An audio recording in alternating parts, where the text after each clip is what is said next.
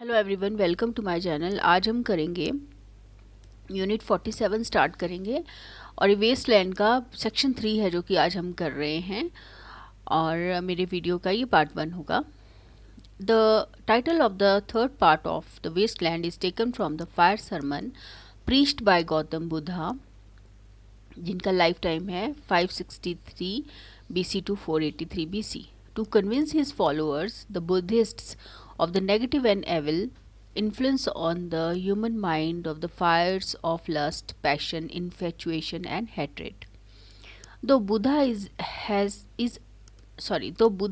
Buddhism as a religious faith started in India, but through the efforts of King Ashoka, the Maurya ruler of the 3rd century BC, it spread across South Asia in Sri Lanka, Burma, Malaysia, Tibet, Thailand, China, and Indonesia.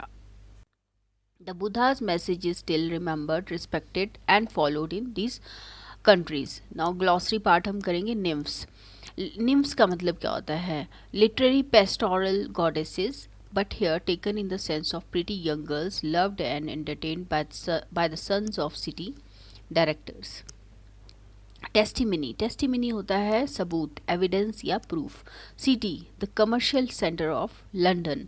Lemon, the French name for lake Geneva in Switzerland. Chuckle, wide mouthed laughing gesture. Slimy, covered with wet mud. Musing, think of. Garret, poor man's attic, top storey of a house. rattled, disturbed. Atocupole means ant. Oh, those children's voices singing in the dome. Tereu, the Latin vocative form of Terius. Smyrna, modern Izmir in western Turkey. Currants, dried grapes used in cookery. CIF, cost, insurance and freight. Domotic, French, the French of common popular speech. Metropole, the fashionable hotel of Brighton, a sea resort on south coast of England. Violet hour, time of sunset when the violet color is prominent on the western horizon. Throbbing, with idling engine as at a red light crossing. Perilously, means dangerously. Combinations, undergarments covering body and legs. Stockings, close fitting long stocks that never feet and legs, that cover feet and legs. Stocking. Camisole, women's cotton undergarments. Stays, not to be confused with the third person present tense of the verb stay. It means support for waist or corset. Wrinkled ducts, shrunken teats or nipples. Carbuncular, red or inflamed. Assurance, self-confidence. Bradford, an industrial town in North England. Propitious, lucky, fortunate. Caresses, tender loving touches. Unreproved, unoffended. Tiresias, the blind prophet of Thebes in Greece in the days of King Oedipus, about whom Sophocles, the Greek poet of the 5th century BC, has written 3 tragedies known as the Theban trilogy. Gropes, feels around in the dark. Strand, street leading towards the city part of London. Whining, sad music. Mandoline, stringed musical instrument. Magnus Martyr, the Church of Magnus the Martyr, built by Christopher Wren, a great British architect. Ionian, ancient Greek style of architecture. Barges, large flat-bottomed boats. Leeward, the side way from the wind. Spar, the strong central pole of a large sailing boat or ship. Greenwich Reach, the south bank of the Thames at Greenwich. Vella Lala, Lala La. The Lament of the Rhine Maidens in an opera by the German poet Wagner. Stern, the rear side of a boat or ship. Brisk swell, fast moving waves. Peal, ringing of bells. Highbury, residential suburb in the north of London. Richmond and Kew, two riverside districts on the Thames. Moorgate, poor area in the city of London. Margate Sands, seaside resort in Kent on the Thames. Carthage. Carthage means close to Algeria in North Africa. Pluckest, take out, takes out of fire. Now interpretation हम करेंगे. So line 173 to 86. This opening passage of the third part of the Wasteland provides some visual images of the river Thames in autumn.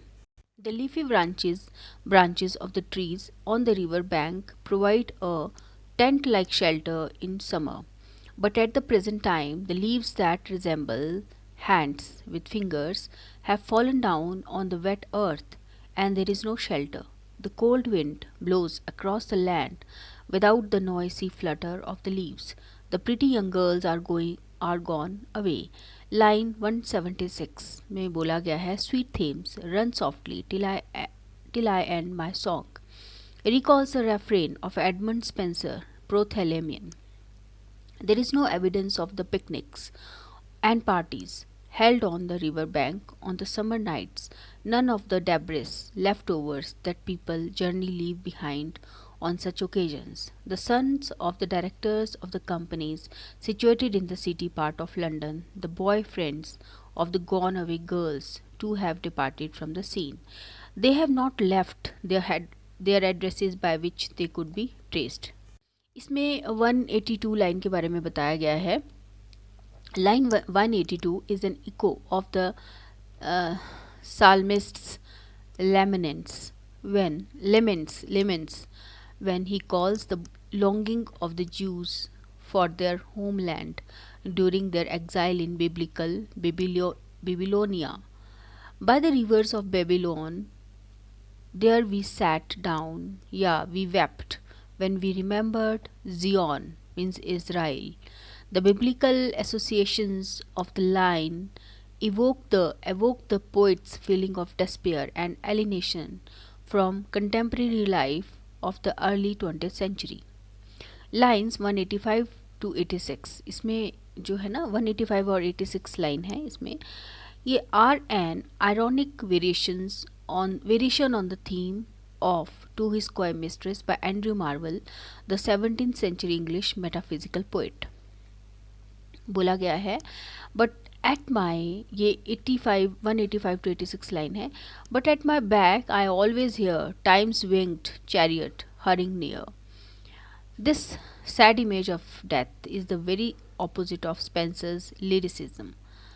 Eliot suggests death as a human skeleton with naked jaws spread to their extreme limits in a gesture of ominous laughter. Now we are doing line 187 to 202. Line 187 to 202. This second passage presents a contrasting picture of the river Thames. The persona or speaker of these lines ironically identifies himself with the fisher king of the legend. The image of the slimy rat dragging itself through the bushes on the bank is an ugly picture providing a contrast to the earlier bright images of the river. The persona identifies himself with the Prince Ferdinand of Naples in the Tempest of Shakespeare, mourning the reported death by drowning of his father. This obsession with the naked realism of the images connected with death are opposed to the renewal of life in the fertility myths. There follows on echo of a line of Marvell's To His Coy Mistress, Swene, Sweney. Swene is Eliot's recurring image of the natural sensual man and also figures in poems like Swene erect, Swene among the nightingales, and Swene agonists. In his notes, Eliot says that lines 199 to 201 are taken from a ballad which someone wrote to him from Sydney, Australia. Mrs. Potter was a legendary brothel keeper in Cairo, Egypt. In some versions of the ballad, which was popular among the Australian soldiers during the First World War. The soda water is not the aerated drink, but the bicarbonate of sodium solution. The next line is in French from Paul Verlaine's. यह है पारसीफल and it means and oh those children's voices singing in the dome. The quotation evokes in ironic awareness that the quotation evokes on ironic awareness that such aspiration perhaps exists only in art and literature. The first two lines consist of line 203 to 206 पढ़ रहे हैं अभी हम. The first two lines consist of sounds made by birds like sparrows and nightingales, and then there is repetition of a phrase that obviously refers to the rape of Philomela by her sister's husband, King Darius. Hence the single word Tereu, which concludes this passage. Now we are coming on the line 207 to 214. The unreal city could be any city in Europe, America or Asia. It is a ghost city, hence unreal, where the passing crowd and life in general are hidden under the fog of a winter noon. Eugenides, the merchant from western Turkey, is ironically associated with the fool in the tarot cards. Eliot once admitted that while working in a bank in the city, he was invited by an unshaven man from Smyrna with currants in his pockets. Also, in any business transaction, the documents of ownership and transport would be handed over to the purchaser in exchange for a bank draft payable at night. So, line 215 to 227. At the time of sunset, when the western sky bears a violet color, the clerks of the banks and offices in the city stand up and stretch their backs as a gesture of realization after a whole day spent working at the desk. Their bodies are like taxi engines idling at the side of the road waiting for a customer.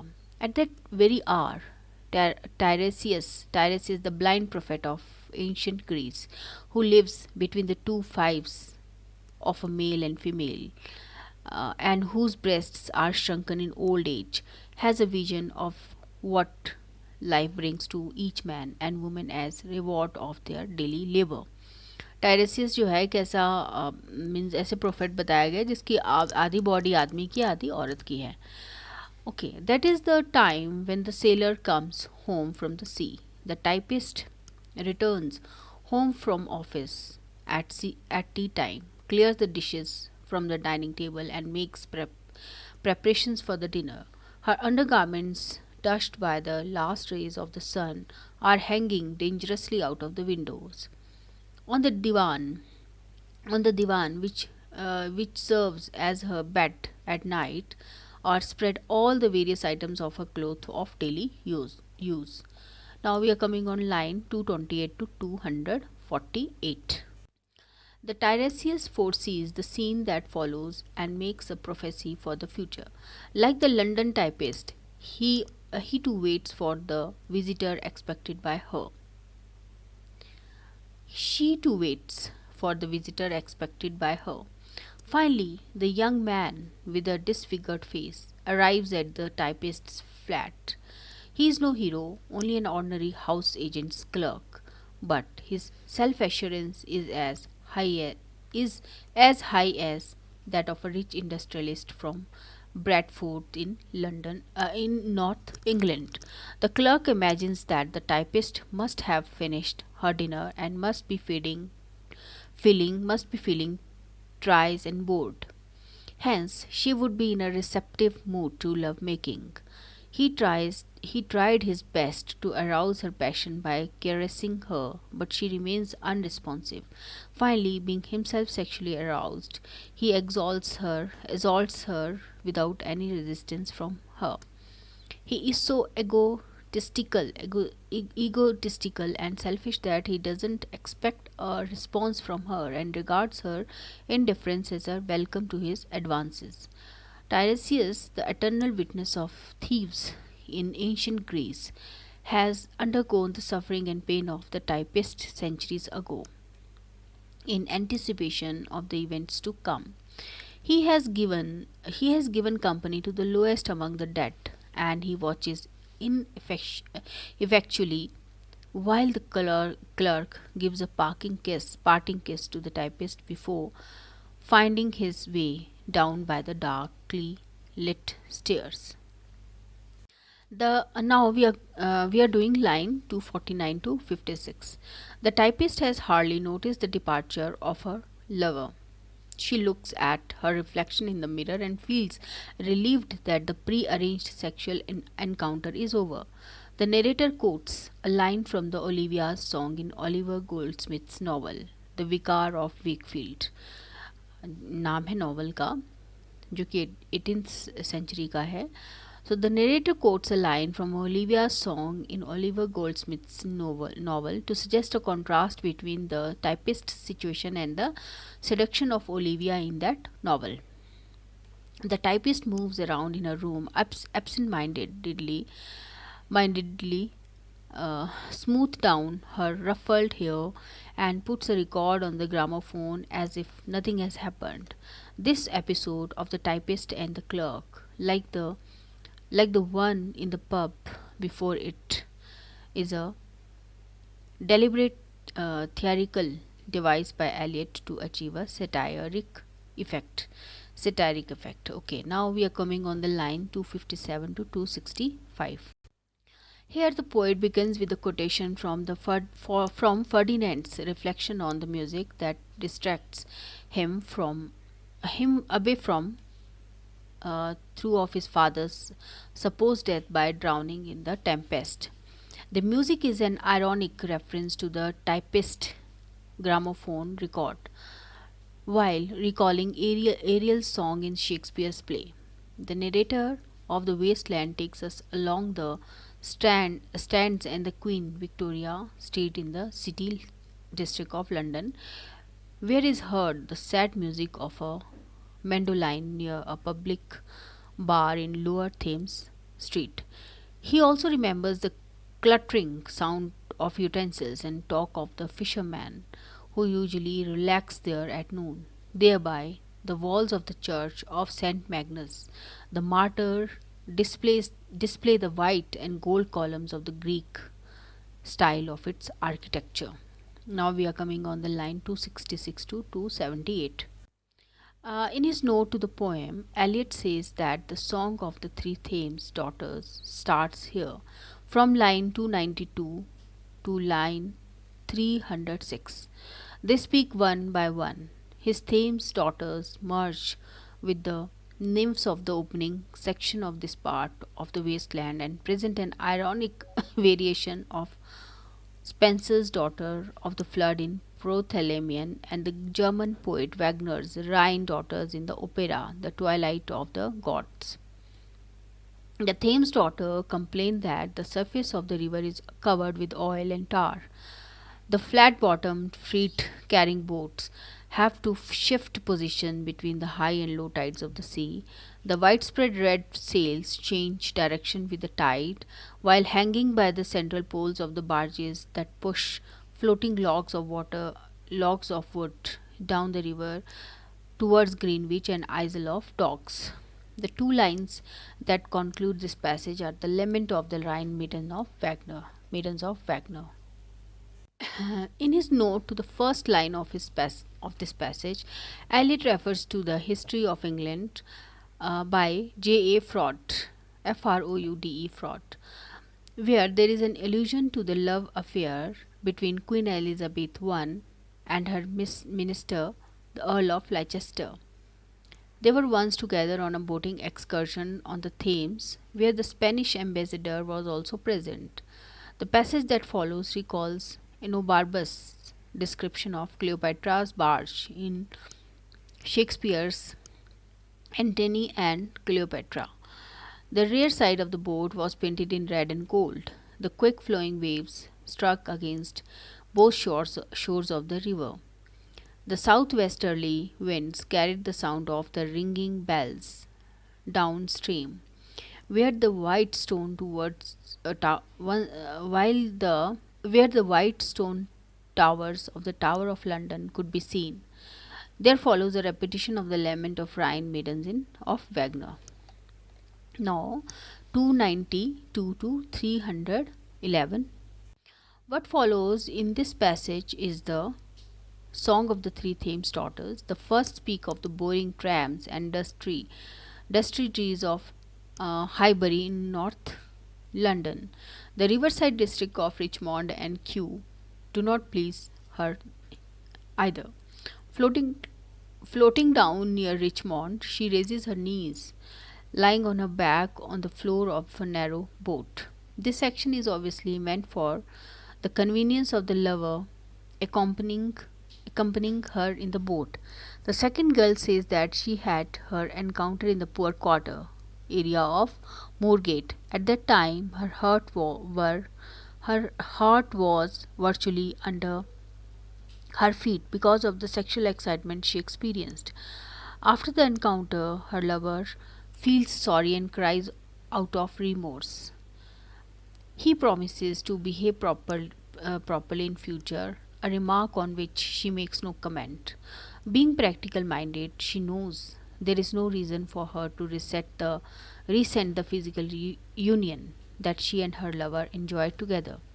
The third Thames daughter declares on Margaret Sand, a seaside resort on the Thames in Kent, that she finds it difficult to connect different things together. She ponders over the broken fingernails of a dirty hand, which is the hint of her low working class origin in society. The reference to Carthage is taken from the Confessions of the Saint Augustine, who was born in Algeria and went to Carthage at the age of 16. In the passage under reference, he writes of the sensual temptations of his youth. The word burning, repeated 4 times, indicates not only sexual passion but also the burning of Sodom, Sodom, and ये नहीं मुझे Gomorrah as recounted in the Old Testament. ये सब Bible की knowledge होना बहुत ज़रूरी है इस चीज़ के लिए, ये सब पढ़ने के लिए. सच में इन्होंने स्टार्टिंग में ही बोल दिया था. Eliot points out in his note that the coming together of the Buddha and Saint Augustine, the two representatives of the East and West, in their opinion of lustful physical passion in love, is the culmination of this part of Wasteland. Both the religious leaders refer to sensual temptation as a burning fire, while the Buddha advocates a rejection of the pleasure of the senses, leading to freedom from passion and rebirth. Saint Augustine trusts to the grace of God for the ultimate salvation of man in Christian terms. Thank you so much. Please subscribe my channel, share my video. Next video, we are going to do critical comments. Thank you.